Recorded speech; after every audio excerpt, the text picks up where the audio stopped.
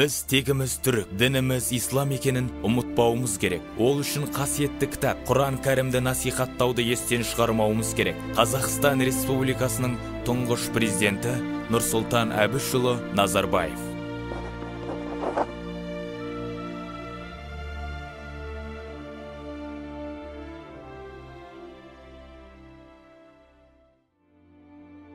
Тарихи деректерде Орта Азия елдеріне ислам дінінің насихатталуы 670 жылдардан бастау алатынын алға тартады.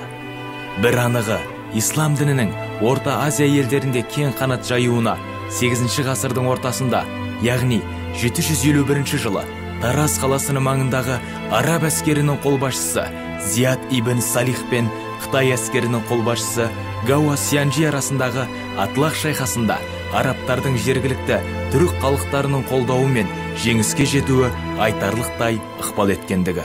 Ислам тарихы сан ғасырларды қамтып жатыр. Біз олардың тарихына шолу жасайтын болсақ, міндетті түрде оны бірнеше кезеңдерге бөліп қарастыруымыз керек. Алғашқы кезеңі бұл 8-ші ғасыр, 9-ші ғасырдан бастап кеңес өкіметіне дейінгі кезең. Екінші кезеңі кеңес өкіметі тұсындағы ислам діні. Үшінші кезеңі тәуелсіздіктен бастап күні бүгінге дейінгі ислам діні. Орта Азиядағы ислам туралы, оның тарихы туралы айтқан кезде біз маңызды мәселені анықтап алуымыз керек.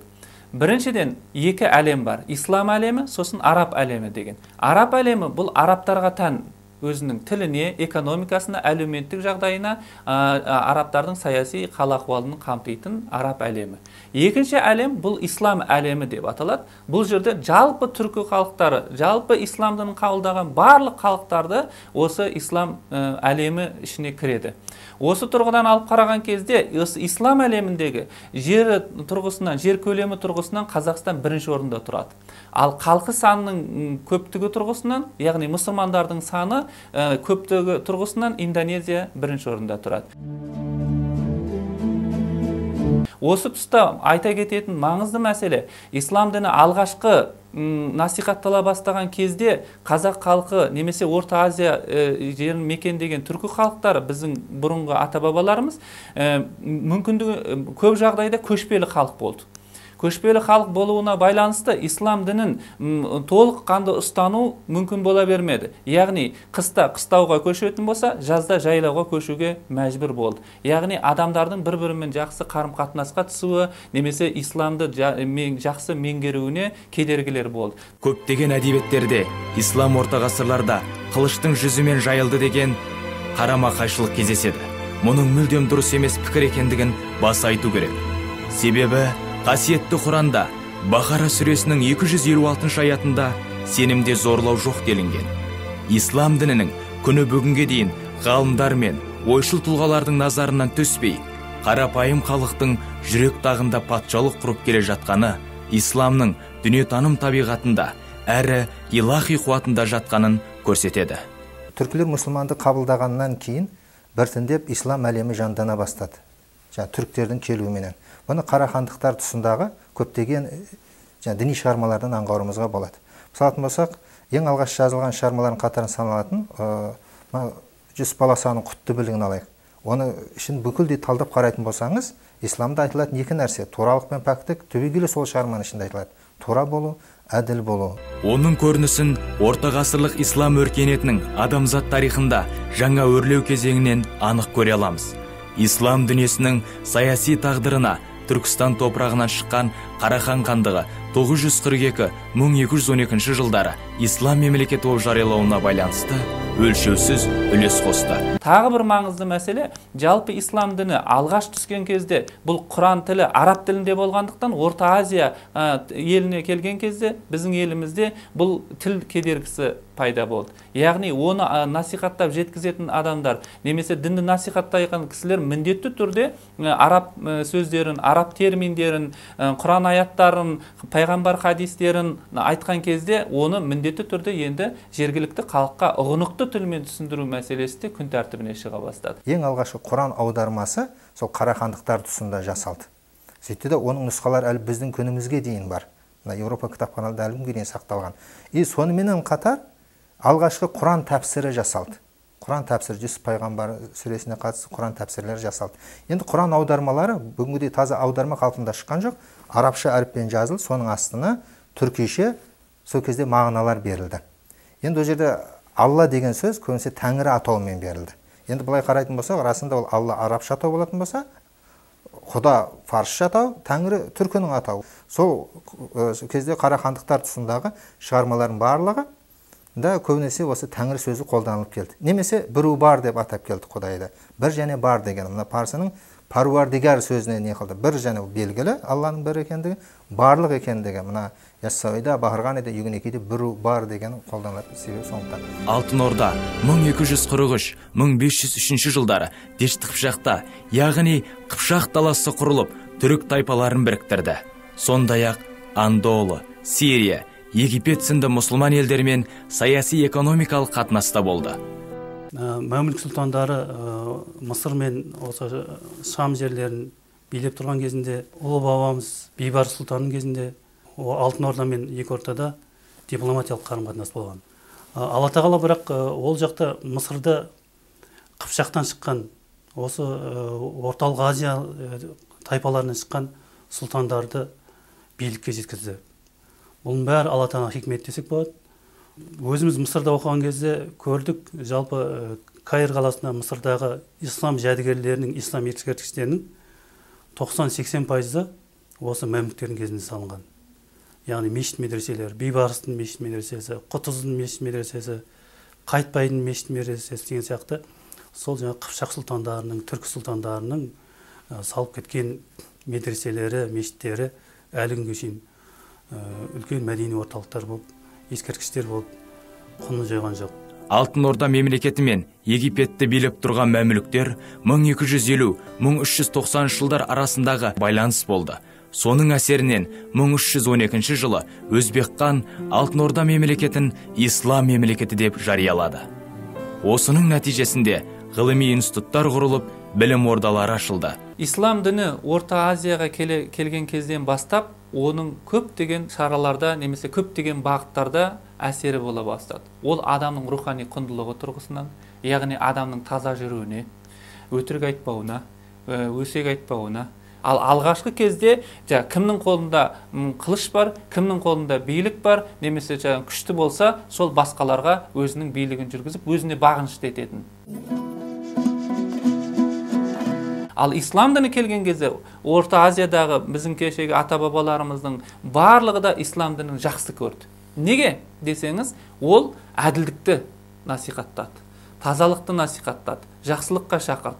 Осының салдарынан халықтар белгілі деңгейде ислам дінін өзіне дін ретінде толыққанды қабылдады. Көп ұзамай түрік халықтары ислам мәдениетінің дамуына өзіндік үлес қоса бастады. Қазақ даласының екінші Аристотель атанған Әбу Насыр Әл-Фараби сынды ұлы ғалым шықты. Ұлы жібек жолының бойында Отырар, Түркістан, Сығанақ, Сайрам, тағы басқа үлкенді кішілі қалалар бой көтерді. Орта Азиядағы ислам діні жоғарыда айтып өткеніміздей Матридия, сенім наным тұрғысынан Матридия мазхабында ұстанса, фиқта, яғни шариғат мәселесінде имам Ағзам Абу Ханифа мазхабын ұстанды. Бұл мазхабтың басты ерекшелігі адами құндылықтарға негізделген, адамның ішкі рухани құндылықтарын байытуға негізделген. Ал енді саяси астар алмайды. мемлекеттің жүйесіне немесе мемлекеттің құрылымына оған қарсы бас көтеру немесе оған деген мәселелер қарастырылмайды. Тек қана Құрандағы аятқа негізге атиуллаха ва атиур расул ва улил амри минкум. Аллаға мойынсыныңдар, жаңағы пайғамбарға мойынсыныңдар және өздеріңнен шыққан дін басшыларыңа мойынсыныңдар деген аятқа негізделіп, бірінші орында бұл адамның өзінің ішкі рухани құндылықтарын байыту және де өзінің бойынан кемшілікті іздеу. Осы бағытта біз енді сопылық дүниетаным деп айтсақ та болады. Яғни сопылық дүниетаныммен біте қайнасып кетті. Адамның өзін кәмілдікке жетілдіруге атсалысу жолындағы мәселелер.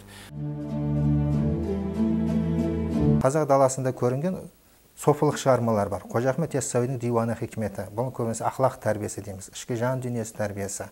Сондай оның шәкірті болған Сүлеймен Бақырғанидың Ақыр заман шығармасы, Миражнамасы, Исмаил қиссасы, немесе Жарты алма қиссасы. Енді тағы бір шығарма сол кезде бір жазылды. Ахмет Югінекейдің Хибатул Хақайық дейді, ақиқат айнасы дейтін тамаша бір туындысы бар. Бұл туындының ерекшелігі пайғамбардың бір хадисін, Алланың бір аятын алады да, сол жерде өлеңменен жеткізіп береді. Жалпы шығыс мұсылман әдебиетінде, соның ішінде түркілер де кіреді, қара сөзге қарағанда өлең сөз алға кеткен заман болды сол. Қазақтың ақыны Иман Жүсіп айтады, жігіттің сұлтаны Әмір Темір дейді. Бұл жерде Әмір Темір деп отырғанымыз, бұл тек өзбек жұртына емес, қазақ жұртына емес, бүкіл түркі халқына ортақ тұлға және бүкіл мұсылман әлемі мақтаныш ететін үлкен тарихи тұлға. Себебі Әмір Темірдің себебімен ислам діні үнді түбегіне жайылды. Яғни Әмір Темірдің жеткізуі бойынша Ауғанстан, Пакистан, Индия, Бангладеш жеріне шейін ислам діні жетіп, ол ислам діні Ханафи мазхабы бойынша дамыды. Оның барлығы нені көрсетеді? Оның барлығы біздің қазақ халқының ата-бабаларының ислам дініне сіңірген еңбегін көрсетеді. Сонымен қатар Әмір Темір өзінің мемлекеттік идеологиясының негізі ретінде ислам дінін, ислам шариғатын алды. Осының арқасында оның империясы өміршеңдігімен аталды.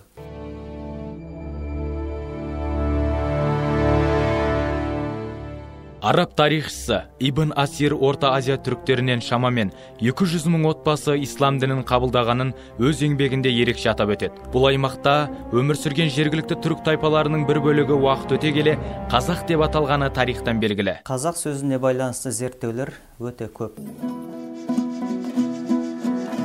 Қазақ сөзі жазба деректерде ең алғаш рет 1245 жылы Мысырдағы мәмлүктер тарапынан жазылған Қыпшақ араб сөздігінде кездескен.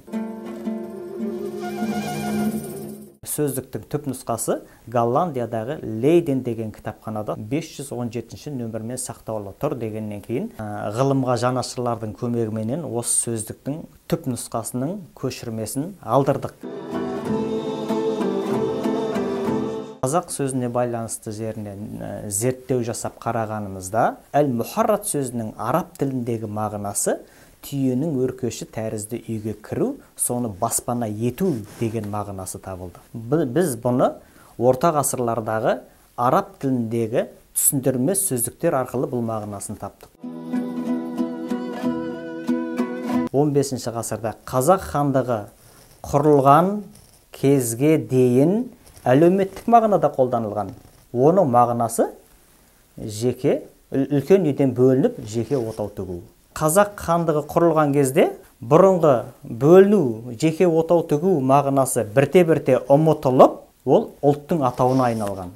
Осыдан қазақ халқының атауы осы әлеуметтік мағынадан этнонимге айналды.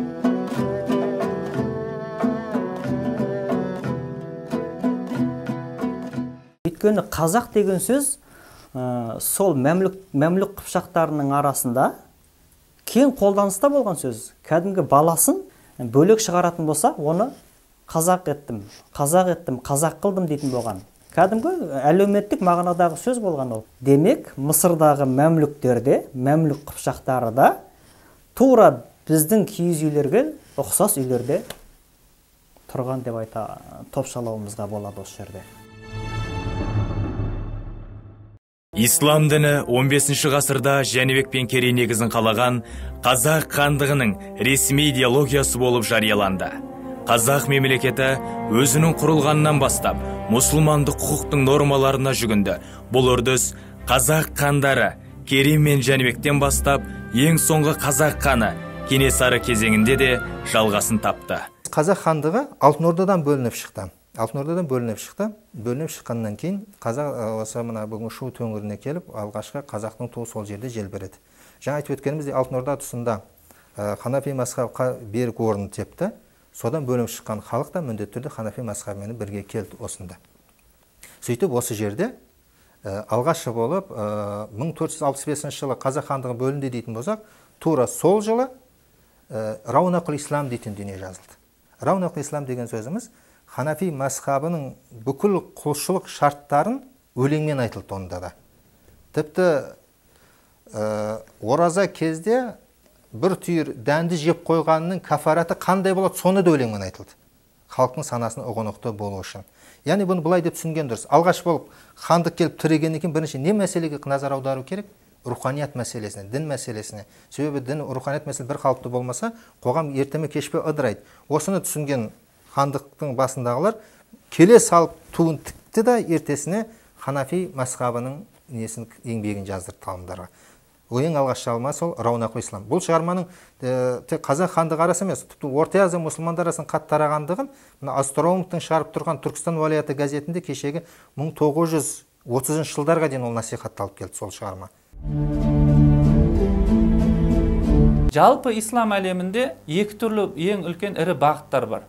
Біріншісі сүнниттік бағыт, екіншісі шииттік бағыт. Қазіргі кезде бүкіл әлемнің 90% осы сүнниттік бағытты ұстанады.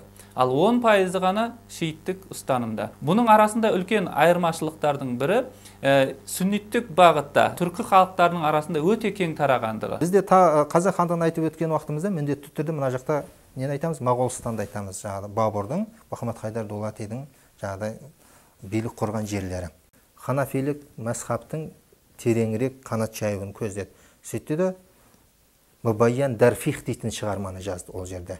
Яғни фихті баяндап беру. Жай ғана баяндау емес. Жаңағы Алтын Орда тұсында жазылған Мұғинул Мурид, сондай-ақ қазақ хандығы тұсында жазылған Раунақұл Ислам секілді бұны да шариғатты өлеңмен айтылды.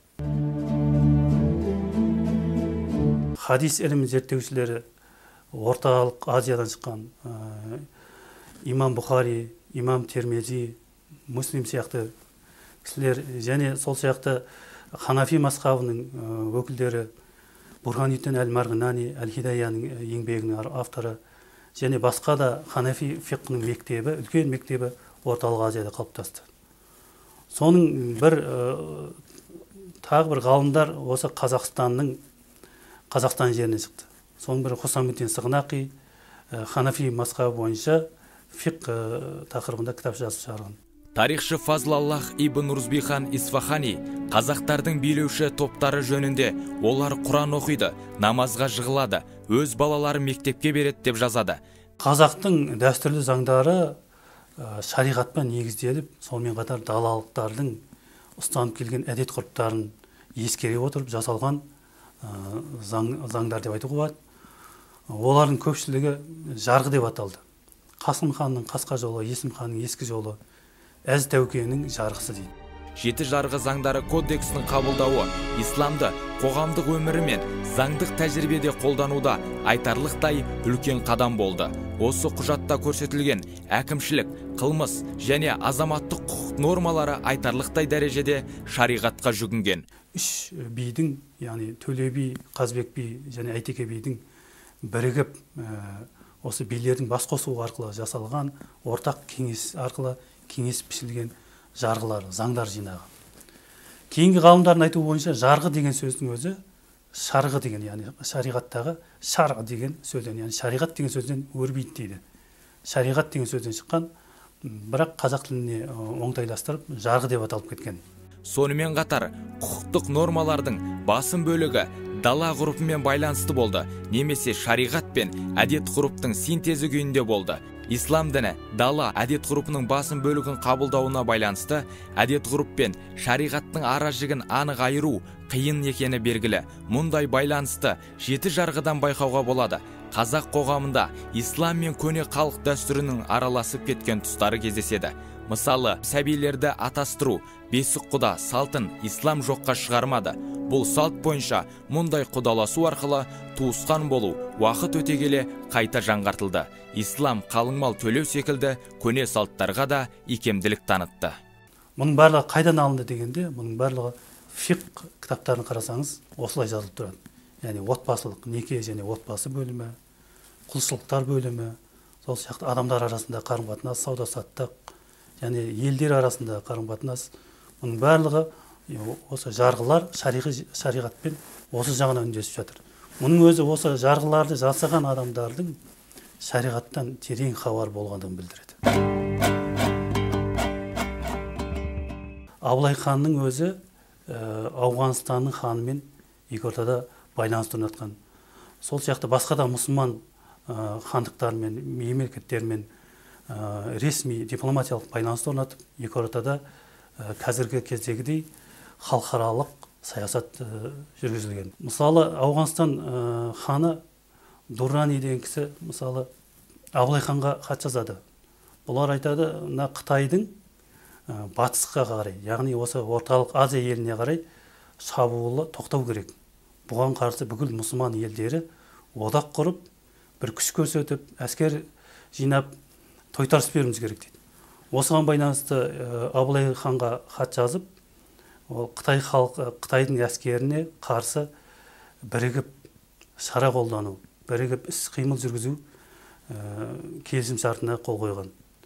Бірақ ол келісім шарттар кейіннен кейбір жағдайларға байланысты орындалмай қалды. Соған қарамастан ол хаттар, ресми хаттар барлығы сақтаулы. Мұның барлығын айтып келген кезде жалпы қазақ хандығының, қазақ мемлекетінің мұсылман мемлекеті болғандығын бүкіл мұсылман жұрты, мұсылман әлем мойындағандығын және қазақ мемлекетін, мұсылман мемлекетінің ажырамас бір бөлшегі ретінде қарағандығын көре аламыз. Бүгінде қазақ хандары мұсылмандықты берік ұстанғандығын жайындағы дәйектер жария етілуде. Мысалы, Бөкей ханның ұлы Жәңгір ханның ислам шариғатын берік ұстанғандығын айқындайтын мәліметтер бар. Нақтырақ айтсақ, 1835 жылы Жәңгір ханның тікелей нұсқауы бойынша мұсылман мешіт ашылды. Хан қазақ ауылдарындағы молдалардың санын арттырды. Олар қатшылық және рухани ұстаз міндеттерін қоса атқарды. Хан Аллаға қалай құлшылық етудің үлгісін өзі бас болып үйретті. Ресейдің зерттеуші ғалымы Олег Торовтың айтуына қарағанда, хан бірде-бір рет намазын қаза қылмаған, жұма сайын сұлтандармен бірге мешітке барып тұрған, Рамазан айында ораза кезінде онда таң атқанша болып жүрген делінеді. Жәңгір ханның жастардың ғылым білім, діни сауаттылығын көтеруге аянбай еңбек еткендігі жайында белгілі қазақ этнографы Мұхаммед Салық Бабажанов шәкірттер мен мұғалімдерді ынталандыру үшін марқұм хан ақшасында өзінің ынтасы мен ордалықтарға оқу білімнің пайдасы жөнінде түсіндірмек болған ынтасын да аямады. Өзінің сарайында мектеп ашып, 60-ға жуық адам ислам діні, орыс жазуы және тіл жөнінде дәріс алды деген мәліметтер келтірді. Тағы бір маңызды араб тілінде жазылған еңбек бұл Мұхаммед Рамзи татар ғалымы, араб тілін өте жетік білген, белгілі деңгейде Сауд Арабиясында тұрған, сосын кеңес өкіметі тарапынан қудаланған, және сосын Қашқарда барып сол жерде дүние салған кісінің қалдырған және сол кісінің атының бүкіл араб әлеміне танылуына бірден бір себеп болған Тәлфиқул ахбар ва талқиқул әсар фи вақаи Қазан ва Булғар ва мулукут татар деп аталатын араб тілінде жазған кітабы бар.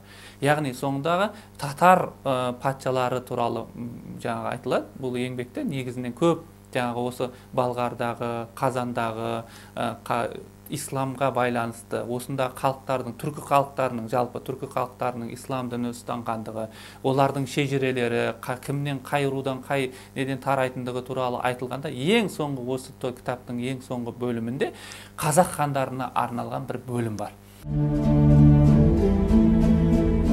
Жәңгір ханның ислам дінін ұстанғаны өте парасатты, жомарт, әрі ізгі жақсылардың бірі болғандығы жайында татар тарихшысы, қоғам қайраткері Мұхаммед Мурат Рамзидің 1908 жылы араб тілінде жарық көрген 2 томдық Талфихул Ахбар ва Талфихул Аср фи Вахи Қазан ва Булғар ва Мүлкут Татар атты еңбегінде баяндалады. 1990 жылы қазақтардың жеке мүфтияты құрылып, дін саласындағы істері жүйелі жоспарлы түрде қайта жанданады.